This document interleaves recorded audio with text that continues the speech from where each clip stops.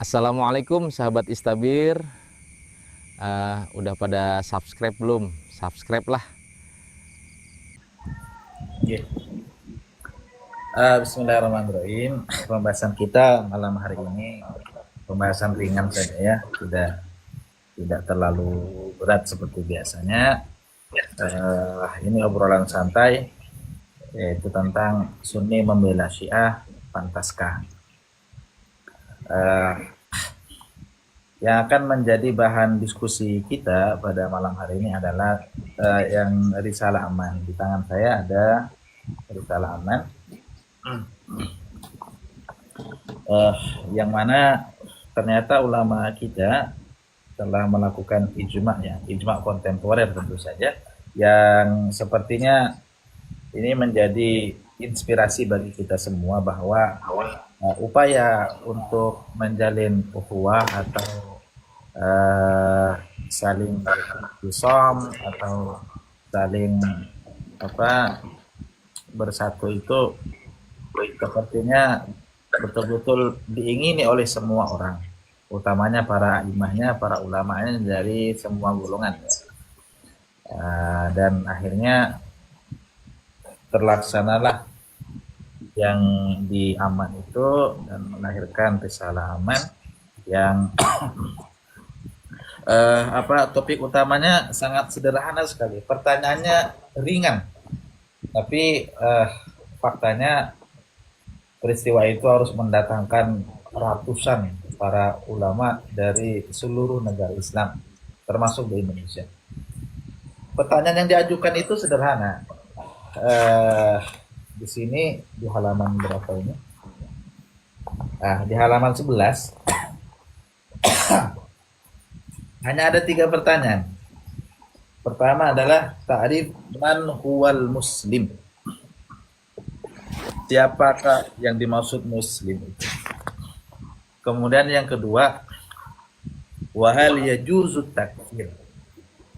Apakah diperbolehkan paham takfir itu? Yang ketiga, wa man lahul haqqu fi ayyatasadda lillah. Siapa yang paling layak untuk berfatwa? Ini didasari oleh adanya keinginan bersama untuk lebih mempererat ukhuwah,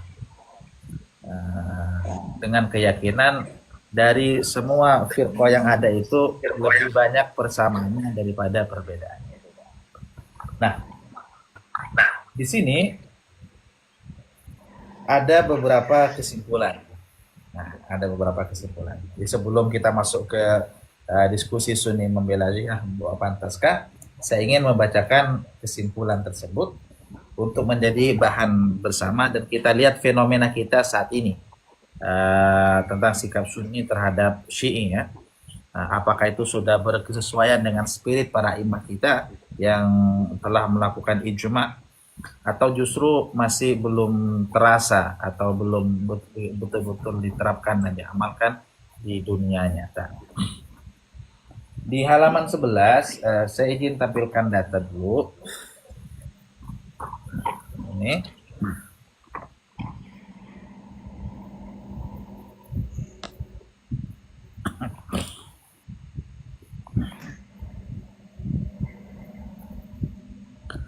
Risalah Aman ada di halaman 11, halaman 12. Bunyinya begini nah.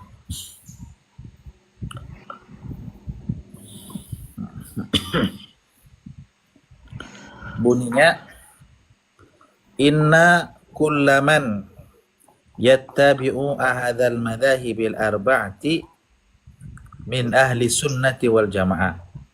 Sesungguhnya siapapun yang mengikuti salah satu dari 4 madhab dari ahlu sunnah wal jamaah, dalam kurung al-Hanafi wal Maliki wal Syafi'i wal Hambali wal madhab al-Ja'fari dan madhab Ja'fari, wal madhab Az-Zaidi dan madhab Zaidi, wal madhab Al-Ibadhi dan madhab Al-Ibadiyah, wal madhab Al-Zahiri serta madhab Al-Zahiri.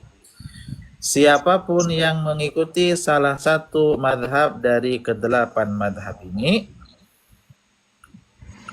fahuwa muslimun. Poin pertamanya, mereka adalah muslim. Kemudian konsekuensinya, wala yajuzu takfiruhu, dan tidak diperbolehkan mengkafirkannya. Kemudian yang kedua, wa yahrumu damuhu, dan diharamkan darahnya, tidak boleh dibunuh. Wa irduhu, dan tidak boleh dirusak kehormatannya. Wa maluhu, dan hartanya.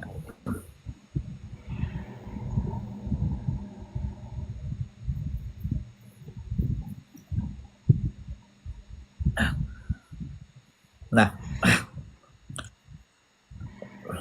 wa aidan, dan juga wa wifqan lima jaa fi fatwa fadilati Syekhul Azhar, dan juga sesuai dengan fatwa Syekh Al-Azhar, la yajuzu, tidak diperbolehkan, takfiru ashabil aqidatil asy'ariyah, mengkafirkan akidah asy'ariyah, wa man yumarisu tasawuf al-haqiqi, dan orang-orang yang menerapkan atau pelaku tasawuf yang sebenarnya, yang hakikat. Wa kadzalika, begitu pula, la yajuzu takfiru ashabil fikri salafis sahih, tidak boleh mengkafirkan pemilik pemikiran salafi yang sahih, salafi moderat, salafi yang sahih, bukan yang takfir ya. Poin pentingnya adalah setelah para ulama itu berkumpul, yang mana di muktamar pertama itu dihadiri oleh 200 ulama dari 50 negara, itu mereka menghasilkan poin-poin yang tadi, yaitu ada 8 madhab yang diakui, yang mana 4 dari Ahlus Sunnah, 2 dari Syiah, dan 2 dari bukan Ahlus Sunnah, bukan Syiah.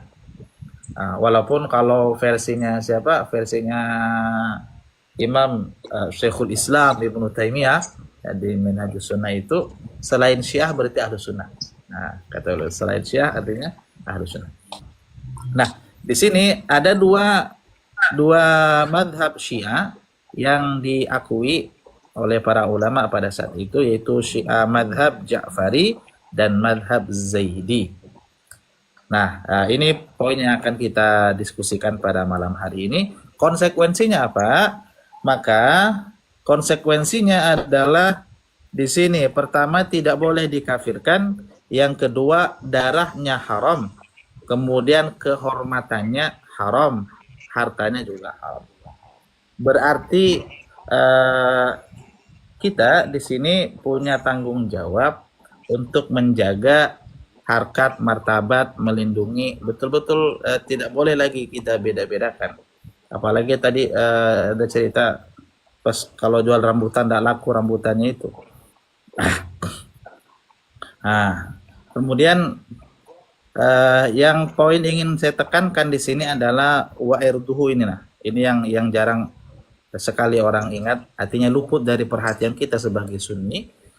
Lalu sangat gampang sekali mengatakan, oh itu sesat, itu menyimpang, segala macam. Dan seolah-olah perkataan itu bukan merusak kehormatan. Saya katakan adalah yang lebih menyakitkan daripada dikatakan sesat itu. Nah, itu betul-betul sakit sekali ya. Apalagi kalau kita di Indonesia ini sanksi sosialnya itu ngeri sekali ya. Sudah bisa ndak laku jualan. Nah, dari risalah ini saya melihat ada, masya Allah, niat yang sangat besar sekali, mulia sekali daripada imam kita. Dan sepertinya ketika 6 madhab ini sudah tertera, maka langkah berikutnya memang kita mau tidak mau sudah harus lebih mengenal lagi. Lebih mengenal dalam artian bisa jadi selama ini yang kita pahami atau yang kita ketahui tentang Syiah misalnya tidak seperti itu aslinya. Kita hanya melihat Syiah dari versi kita sendiri, yang mana itu bisa jadi berbeda kalau kita mengetahuinya langsung dari orang Syi'i misalnya. Dan saya sendiri sering sampaikan kalau ingin tahu tentang Syiah, asal nanya ke orang Syiah langsung, nanya apa saja ke sana. Dalam rangka apa? Dalam rangka amanah sebenarnya kan. Karena orang yang kita ingin tahu itu ya asal menjelaskan sendiri secara panjang lebar.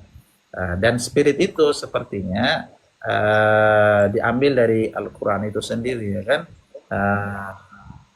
Yaitu lita'arufu ya ayyuhan nas inna khalaqnakum min dzakarin wa untha wa ja'alnakum syu'uban wa qabaila lita'arufu inna akramakum indallahi atqakum. Kita khawatirnya, saya khawatir kita itu kurang mengenal saja sehingga merasa tidak nyaman kalau berkumpul dengan orang yang berbeda golongan. Nah, jadi seperti itu lalu kita masuk kepada pertanyaan dasar sesuai dengan di tema. Sunni membela Syiah, pantaskah? Nah, maka kita bisa katakan bukan lagi pantas. Sepertinya sudah menjadi kewajiban kita bersama untuk membela Syiah. Kenapa kita ambil tema Syiah bukan apa namanya Ibadiyah atau Dhahiriyah atau Hanafi atau Maliki? Karena sepertinya memang di Indonesia ini yang masih terzolimi, yang masih madlumin lah, sepertinya adalah ikhwan kita yang ada di Syiah ya. Tidak berani untuk sekedar menampakkan keyakinan dalam hati itu, masih rasa was-was ya kan, sehingga ada konsep taqiyah. Oh, Syiah itu bertaqiyah katanya. Tidak bagus itu. Saya katakan kalau ada Syiah bertaqiyah berarti Syiah itu masih belum punya tetangga yang baik, belum punya teman yang baik, belum punya orang yang bisa membuat mereka nyaman. Dan yang salah bukan Syiahnya, yang salah justru tetangga itu. Kenapa ada orang bisa tidak nyaman dengan kita? Saya rasa itu pola pikir yang harus kita bangun kan. Dan kita sebagai sunnahor sepertinya jangan sungkan ya untuk memberikan pembelaan lah.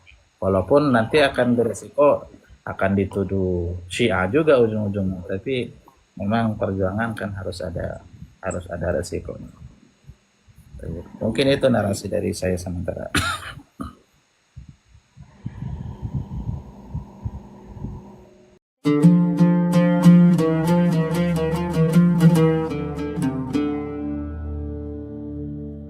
Assalamualaikum sahabat Istabir. Udah pada subscribe belum? Subscribe lah.